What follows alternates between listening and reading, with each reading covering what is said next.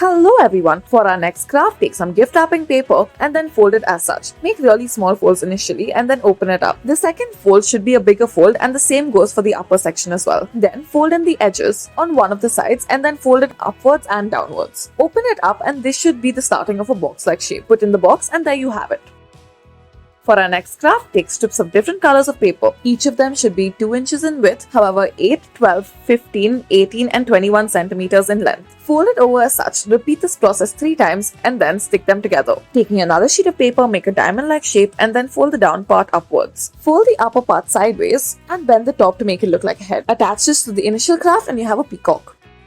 For our next craft, take a white sheet of paper and then fold it over in order to make the shape of a diamond. Narrow it down by folding it inwards. Repeat the same on the other side. Once you have done this, fold the top edge inwards and fold the 4 layers over. Open or puff out the sheet that you have made and stick your finger in it to do so. Curve over the top edges using a toothpick or a earbud. We are making a flower and this should be the top of the flower. Next, take some green paper and then fold it into a square and then make a diamond shape as such. Fold the insides over to make a narrower diamond-like shape. We are currently making the outer leaves of the flower. Fold all of the edges outwards so that it gives a leaf-like appearance and will be able to support the flower that we have initially created. Cut the insides to make it more accommodating of the space and then twirl outwards all of the edges to make it look more realistic. Next, we will be making the stem and so take a green sheet of paper and then roll it up.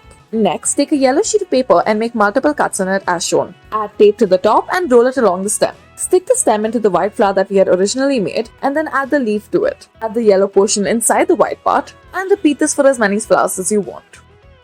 For our next craft, take some craft paper or some gift wrapping paper, fold it into a square and then make the diamond-like shape while folding the upper edge inwards. Make a narrower diamond by folding the edges inwards. Repeat the same process on the other side. Make sure that you have 2 movable lower halves. Now fold it over into half and fold over the lower half upwards. Reverse the craft and then fold the upper end downwards. You should have yourself a bird.